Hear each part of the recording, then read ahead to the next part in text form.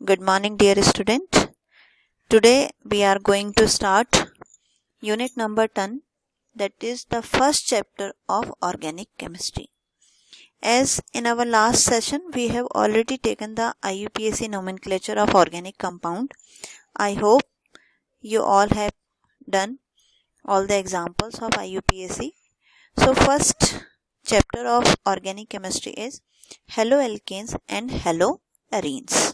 ठीक, halo means halogens, alkanes means alkane के साथ जब हेलोजन एटम कोई भी अटैच्ड हो, alkanes for example CH4 C2H6 आपने जैसे पढ़ा है, एंड उसमें से अगर कोई एक H रिप्लेस होके उसकी पोजीशन हेलोजन अगर ले लेता है, then these are known as halo alkanes.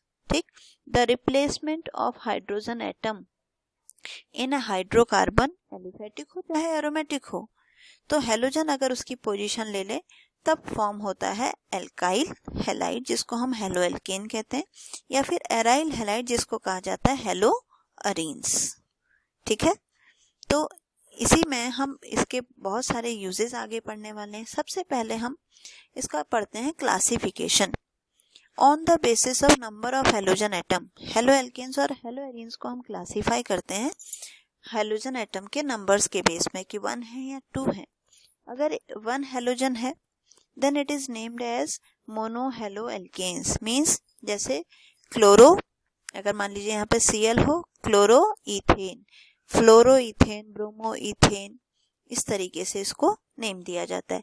But अगर एक से ज्यादा इसमें हेलोजन हो, मान लीजिए CH2Cl, CH2Cl, तो इसको कॉमन नेम हम कहते हैं डाइक्लोरो एल्केन.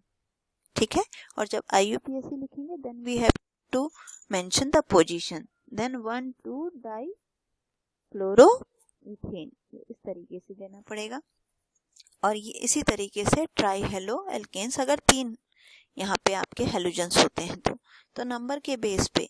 ठीक, अब नंबर के बेस पे जब हम इसको क्लासीफाई कर रहे हैं तो मैं आपको इसके साथ साथ एक चीज और बता दूं. जैसे ये है आपका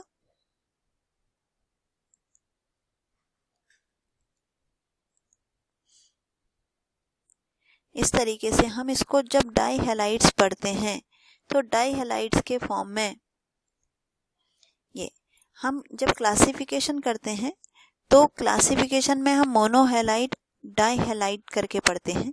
ठीक, जैसे एक हेलोजन अटैच्ड है तो इसको हम पढ़ेंगे मोनोहैलाइड्स. अगर 2 हेलोजन अटैच्ड होंगे, जैसे ये देखिए डाई हैलाइड्स जो हैं वो 2 तरीके के होते हैं. कॉमन नेम क्योंकि बहुत इंपॉर्टेंट है इसलिए उस कॉमन नेम को ध्यान रखेंगे कि जब हम डाई हैलाइड्स पढ़ते हैं तो डाई हैलाइड्स में 2 तरीके के आते हैं, जेमिनल डाई हैलाइड और विसिनल डाई हैलाइड.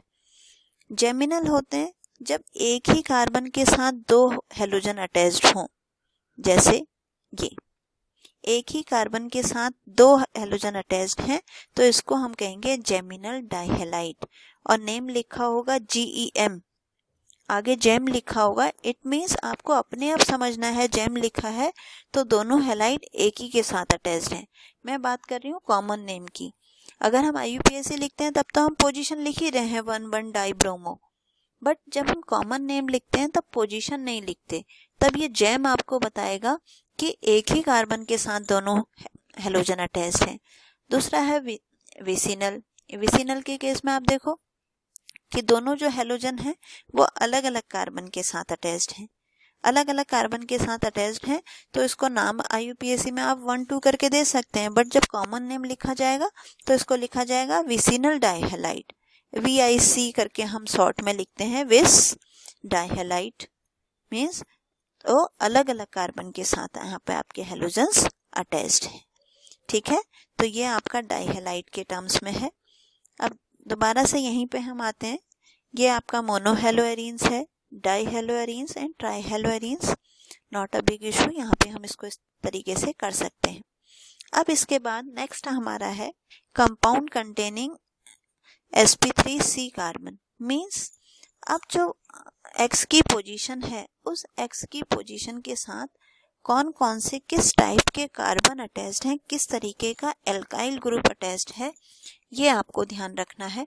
और ये बहुत इंपॉर्टेंट है बेटा, आपको बहुत जगह यूज होगा. जब हम अभी अल्कोहल पढ़ने वाले हैं तब भी यूज होने वाला है, primary, secondary and tertiary.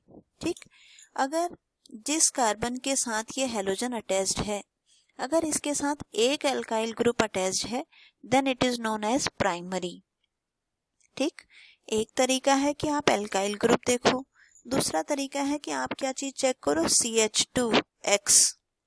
CH2X अगर होगा तो प्राइमरी, यहाँ 2 एल्काइल ग्रुप हैं तो सेकेंडरी, या फिर CHX सेकेंडरी, 3 एल्काइल ग्रुप हैं तो टर्शरी, या देखो CX अगर हो, क्योंकि कई बार जब बहुत बड़े बड़े ग्रुप होते हैं तो नहीं समझ में आता है, तब आप C को देख लो, CH2X है तो प्राइमरी, CHX है तो सेकेंडरी, और CX है तो टर्शरी।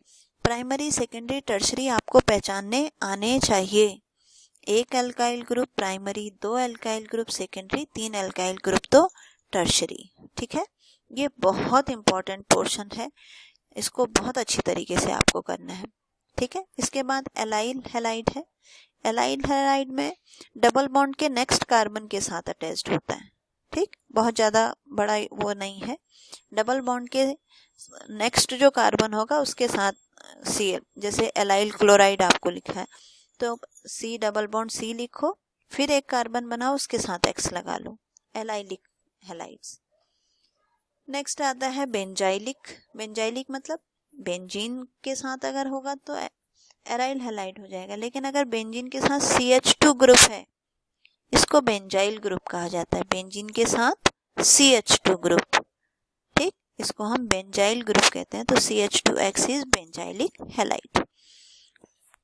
चलिए, अब इसके बाद ये 2 और हैं, विनाइल। विनाइल और एलाइल में थोड़ा कंफ्यूजन होता है, लेकिन ध्यान रखना विनाइल में 2 ही कार्बन होते हैं, उनमें से ही एक कार्बन के साथ C डबल बॉन्ड C है तो इसी के साथ X अटैच्ड है। एलाइल में क्या था, नेक्स्ट के साथ अटैच था, विनाइल में इसी के साथ अटैच्ड है। तो विनाइल में 2 कार्बन नहीं, ज्यादा भी हो सकते हैं, लेकिन X जो है वो डबल बॉन्ड के साथ ही अटैच्ड है। वहां एलाइल में डबल बॉन्ड के नेक्स्ट के साथ हेलोजन अटैच्ड होता है। फिर आपका आता है एराइल हैलाइड, जब बेंजीन रिंग से डायरेक्ट अटैच्ड हो, ये एराइल हैलाइड। ठीक, अब हम आगे बढ़ते हैं नोमेनक्लेचर। नोमेनक्लेचर में हेलोजन जो है वो आपकी जो प्रायोरिटी सीरीज है उसमें सबसे नीचे आता है, तो इसलिए इसको फंक्शनल ग्रुप का नेम नहीं दिया जाता है, इसको हमेशा हम ब्रांचिंग में यूज करते हैं। ठीक, ब्रांचिंग में यूज करेंगे तो क्लोरो, ब्रोमो, आइडो इस तरीके से लिखा जाएगा और साथ में इसकी पोजीशन दी जाएगी। जैसे अब आपके लिए IUPAC नेम ही इतने इम्पोर्टेंट नहीं है, बल्कि कॉमन नेम भी बहुत इम्पोर्टेंट है, क्योंकि जब भी कन्वर्जन पूछा जाएगा, रीजनिंग पूछा जाएगा, तो उसमें आपके कॉमन नेम यूज होंगे। ठीक है, जैसे ये सारे कार्बन एक लीनियर चेन में है, इसके साथ Br है, IUPAC नेम लिखना आसान है, 1 ब्रोमो प्रोपेन। कॉमन नेम लिखना मुश्किल है, कॉमन नेम होता है N। जब सब एक लीनियर चेन में होते हैं तब इसको हम लिखते हैं N प्रोपाइल ब्रोमाइड। चाहे 3 कार्बन हो चाहे 8 कार्बन हो, तो N आगे लिखा जाएगा, N का मतलब सब एक लीनियर चेन में है। ठीक, फिर दूसरा आता है आइसो। आइसो का मतलब होता है एक कार्बन के साथ 2 CH3 ग्रुप अगर अटैच्ड हैं तो उसको आइसो कहा जाता है। ठीक है, और अगर एक ये जैसे ये है आइसोप्रोपाइल क्लोराइड। ठीक, यहाँ पे दूसरा देखो आप, इस के साथ 2 CH3 हैं तो हमने इसको आइसो कहा, और साथ में क्योंकि टोटल कार्बन 4 हैं तो ब्यूटाइल हम कह रहे हैं। जब IUPAC नेम लिखते हैं तो लॉन्गेस्ट कार्बन चेन देखते हैं, बट जब कॉमन नेम लेते हैं तो जितने भी कार्बन उसमें टोटल हैं वो सारे के सारे लिए जाते हैं, इसीलिए इसको हमने ये इंडिकेट कर दिया कि ये आइसो है, यानी एक कार्बन के साथ 2 CH3 हैं और टोटल 4 हैं तो CH2Cl। ठीक है, इस तरह ब्रोमो बेंजीन। जनरली जो एरोमेटिक होते हैं, एरोमेटिक में IUPAC नेम और कॉमन नेम दोनों ऑलमोस्ट एक जैसे काउंट होते हैं। ठीक है, तो IUPAC नेम आपको लिखने आ गए हैं। ये बहुत सारे आपको एग्जाम्पल मैंने आपको कहा था कि आप लोग इसकी प्रैक्टिस करेंगे, तो आप IUPAC नेम लिखने की प्रैक्टिस करेंगे। ठीक, फिर दूसरा एक क्वेश्चन देखिए, स्ट्रक्चरल आइसोमर्स आपको बनाने हैं। क्लास 11th में हमने स्ट्रक्चर आइसोमर्स पढ़े थे, प्राइमरी सेकेंडरी टर्शरी करके। आप Br को अलग अलग पोजीशन पे अटैच करके देखेंगे तो स्ट्रक्चरल आइसोमर्स बन जाएंगे। ठीक है, ये। अब इसके बाद आपको इनके क्या लिखने हैं, IUPAC नेम लिखने हैं, जो आई होप आप लिख लेंगे। और ये देखो, right structure of following compound. ठीक है, यही आपको मैं हॉलीडे होमवर्क में देने वाली हूँ कि आप इनके IUPAC नेम भी लिखेंगे। ठीक है, और स्ट्रक्चर्स ड्रॉ करेंगे। अब हम आते हैं अपना नेक्स्ट, आपका नेचर ऑफ CX बॉन्ड, कि जो आपका हैलाइड्स में CX बॉन्ड है वो कैसा है। बिकॉज आपको पता है कि X क्या है, हेलोजन, इसकी इलेक्ट्रोनेगेटिविटी ज्यादा है कार्बन से। जब कार्बन से इलेक्ट्रोनेगेटिविटी ज्यादा है तो X पे आ गया माइनस चार्ज, C पे आ गया पॉजिटिव चार्ज, तो ये बॉन्ड कैसा हो गया, पोलर बॉन्ड हो गया। चाहे वो CF है, CCl है, CBr है या फिर CI है। लेकिन जैसे जैसे हेलोजन का साइज बढ़ता जाएगा उसकी बॉन्ड लेंथ वीक होती चली जाएगी और उसी के अकॉर्डिंग उसका बॉन्ड स्ट्रेंथ भी चेंज हो जाएगी। देखो यहाँ पर एक टेबल गिवन है जिसमें आपको बॉन्ड लेंथ भी गिवन है, बॉन्ड एंथैल्पी और डाइपोल मोमेंट भी गिवन है। जैसे जैसे साइज इंक्रीज हो रहा है बॉन्ड लेंथ भी इंक्रीज हो रही है और बॉन्ड एंथैल्पी भी डिक्रीज होती चली जा रही है। और यह है डाइपोल मोमेंट, ये डिपेंड करता है लेंथ पे। लेंथ ज्यादा होगी तो डाइपोल मोमेंट कम हो जाएगा। ठीक है, तो इसके बाद नेक्स्ट हमारा मेथड ऑफ प्रिपरेशन है, इसको भी हम ले लेते हैं, बहुत ज़्यादा नहीं है क्योंकि। तो मेथड ऑफ प्रिपरेशन, सबसे पहले इसको हम प्रिपेयर करते हैं अल्कोहल से। जस्ट रिएक्शंस हैं, सब्स्टिट्यूशन। आप अल्कोहल को लिखा जाता है ROH, ROH को आप HX यानी कि HCl, HBr, HI किसी के साथ भी रिएक्ट कराएंगे तो ये सब्स्टिट्यूट करेगा। ठीक है, जैसे PCl3 से करा दो या फिर PCl5 से करा दो तो ये सीधे सीधे HX से कराओ, चाहे आप PCl3 से कराओ, PCl5 से कराओ या फिर रेड फास्फोरस Cl2 से कराओ, हर केस में ये सब्स्टिट्यूट हो जाएगा। ये वाली जो रिएक्शन है, ठीक, ये वाली रिएक्शन में ये क्वेश्चन इसके साथ बहुत बार पूछा जाता है क्योंकि ROH SOCl2 थायोनिल क्लोराइड इसे हम कहते हैं। थायोनिल क्लोराइड के साथ जब रिएक्शन करते हैं तो बनता है RCl SO2 प्लस HCl। और SO2 और HCl दोनों ही क्या हैं, गैस हैं। गैस होने की वजह से यहाँ पे जो हमें प्रोडक्ट मिलता है वो RCl मिलता है। इसीलिए हमेशा ये वाली रिएक्शन को हम प्रेफर करते हैं for the preparation of alkyl halide. ये क्वेश्चन आपको बहुत बार पूछा जाता है, इसी में आपको यहाँ दिया भी होगा आपको इसमें। ठीक, ये वाली रिएक्शन को हम प्रेफर करते हैं। दूसरा है हाइड्रोकार्बन से। हाइड्रोकार्बन से बिल्कुल सिंपल, जो आपने क्लास 11th में पढ़ा है कि ये एल्केन है, Cl2 लाइट की प्रेजेंस में करते हैं तो Cl सब्स्टिट्यूट होता चला जाता है।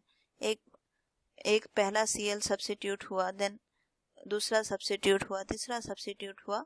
ये फ्री चेन जो आपने फ्री रेडिकल मैकेनिज्म पढ़ी है ये वही है। ठीक है, देखो 11th में हमने पढ़ा है और इसको हम हेलोजिनेशन के लिए भी यूज नहीं करते हैं। दूसरा आता है बाय इलेक्ट्रोफिलिक सब्स्टिट्यूशन।